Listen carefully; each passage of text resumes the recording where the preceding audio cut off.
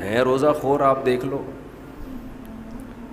کھا رہے ہیں، ان سے نہیں برداشت ہوتا. گھر میں سب کا روزہ ہوتا ہے، بوڑھوں نے رکھا ہوا ہوتا ہے، لوگ ہمیں آ کے بتاتے ہیں سب کا روزہ ہے، ایک نالائق بیٹا ہے، ہٹا کٹا جوان، اس سے نہیں رکھا جاتا، گھر میں نحوست کا ذریعہ بنا ہوا ہے.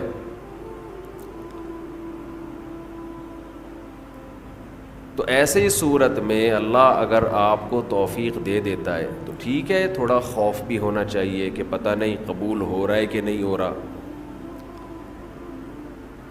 لیکن امید کو، شکر کو خوف پر غالب رکھنا چاہیے. تو میں یہ کر رہا تھا، ہمارے نبی بھی اپنے آپ کو موٹیویٹ کیا کرتے تھے. کیسے؟ حالانکہ ہمارے نبی میں خواہشات پہ کنٹرول کرنے کی بہت طاقت تھی. آپ تو 24 گھنٹے کا روزہ رکھتے بسا اوقات. تو آپ صلی اللہ علیہ وسلم جب روزہ افطار کرتے تو کیا فرماتے؟ ذہب الظما، پیاس چلی گئی.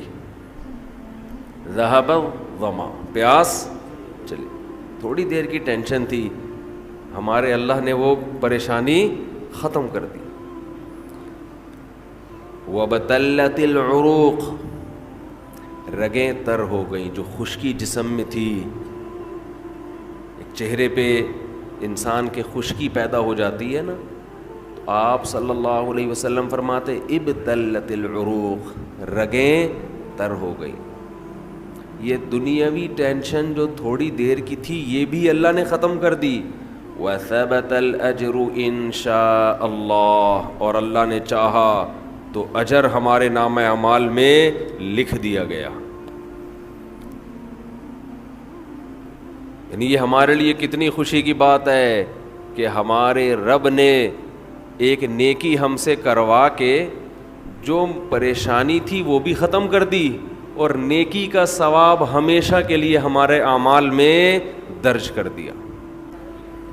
جی روزے میں احتلام ہو جائے، روزہ نہیں ٹوٹتا اس سے.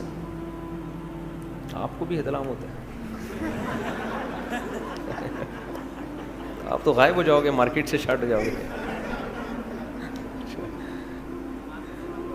جی کیا؟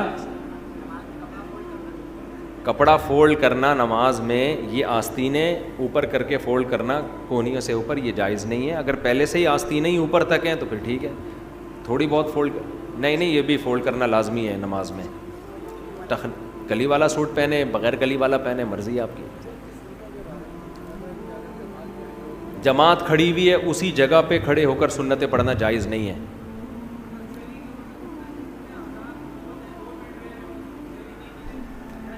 سحری کا وقت اب جب شروع ہوا ہے، 2 منٹ باقی ہیں اور آپ نے لوگ جائیدادیں کھا جاتے ہیں. حقیقت ہے، ہمارے ساتھ تو بہت دفعہ ایسا ہوا ہے. 2 منٹ باقی، ہم نے طبیعت سے پھوڑ پھاڑ دیا تو کھا لو. تو پانی پی لو یار، روزہ نہیں چھوڑ سکتے، یہ ذہن میں رکھنا. ہاں اگر سحری میں آنکھ نہیں کھلی، رمضان کا روزہ چھوڑنے کی اجازت نہیں ہے، وہ پھر بھی رکھنا پڑے گا. جی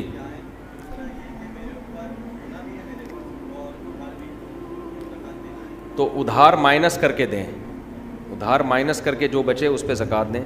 انہوں نے کہا سلام کے آداب. سلام کے تو کیا آداب بتاؤں، وہ آداب والا لطیفہ یاد آ رہا ہے مجھے، سنا ہے؟ چلیں آپ لوگ تھوڑا فریش ہو جائیں گے. ایک سائنسدانوں نے نا کسی کو، خاتون کو ایک ٹیبلٹ کھلائی بچے کو باادب پیدا کرنے کے لیے. پریگننٹ خاتون تھی، ایک گولی کھلائی کہ اس سے بچہ باادب پیدا ہوگا. تو وہ ایک کیپسول کھلایا. آپ نے سنا ہے حضرت یہ لطیفہ؟ ارے پھر آپ نے کچھ سنا ہی، آپ لندن سے آئے ہیں، اب انگریزی میں یہ لطیفہ ہو ہی نہیں سکتا.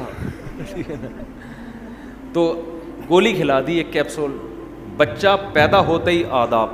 آپ پوچھ رہے ہیں سلام کے آداب بتائیں، تو یہ آداب بتا رہا ہوں. سلام، بچہ پیدا ہوتے ہی آداب. سائنسدان بڑے خوش ہوئے کہ یار یہ تو بڑا کوئی خاندانی کیپسول ہو گیا ہے. ایک خاتون کو اکٹھے 6 کیپسول کھلا دیے. کہ یار جب ایک کیپسول سے بچہ اتنا با ادب تو 6 سے کیا ہوگا. تو اب پریشان یہ ہوئے, ولادت کا ٹائم آ گیا, بچہ پیدا ہو ہی نہیں رہا. بڑے پریشان ہو گئے یار. الٹرا ساؤنڈ کیا, پتہ چلا 2 بچے ہیں, ہر ایک دوسرے کو کہہ رہے پہلے آپ, وہ کہہ رہے نہیں پہلے آپ. اسی میں 1 مہینہ اوپر ہو. سمجھ رہے جی؟ آپ کچھ پوچھ رہے ہیں جی؟ نہیں, ادھار دیا ہوا ہے تو اس پہ زکوٰۃ ہے, لیا ہوا ہے تو اس کو مائنس کیا جائے گا.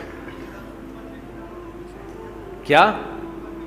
ہاں, فون کال پہ وکالت کے ذریعے نکاح ہو جاتا ہے. دولہا وہاں بیٹھا ہوا ہے, وہ قاضی کو اپنا وکیل بنا دے کہ میری طرف سے آپ قبول کر لیں گواہوں کی موجودگی میں. تو دلہن بھی اس کو وکیل بنا دے کہ میری طرف سے آپ قبول کر لیں. تو نکاح تو فون پہ نہیں ہوگا, نکاح تو مجلس میں ہی ہوگا, فون پہ وکیل بنا دیں گے یہ اس طرح سے. لڑکے کے ماں باپ راضی نہ ہو تو نکاح ہو جاتا ہے, لڑکی کے ماں باپ راضی نہ ہو تو پھر اختلافی مسئلہ ہے. فقہ حنفی میں ہو جاتا ہے, دوسرے فقہا کے یہاں نہیں ہوتا. احتیاط یہی ہے کہ نہ کیا جائے ایسا نکاح. صلاۃ و تسبیح پڑھنا جمہور کے نزدیک بہتر ہے, سنت ہے, افضل ہے. بعض فقہا اس کے قائل ہیں کہ ثابت نہیں ہے, اختلافی مسئلہ ہے. پہلے کم پھٹے ہیں یار دنیا میں, نئے پھٹے شروع کریں. مسجد کے متولی یا خادم کی مدد زکوٰۃ سے کرنا. دیکھو زکوٰۃ کا تعلق مسجد کا متولی یا خادم سے نہیں ہے, غریب سے ہے. غریب ہے تو دے سکتے ہو, چاہے متولی نہیں بھی ہو. غریب نہیں ہے تو نہیں دے سکتے. تو غریب آدمی کو دیں گے زکوٰۃ. جی ہاں.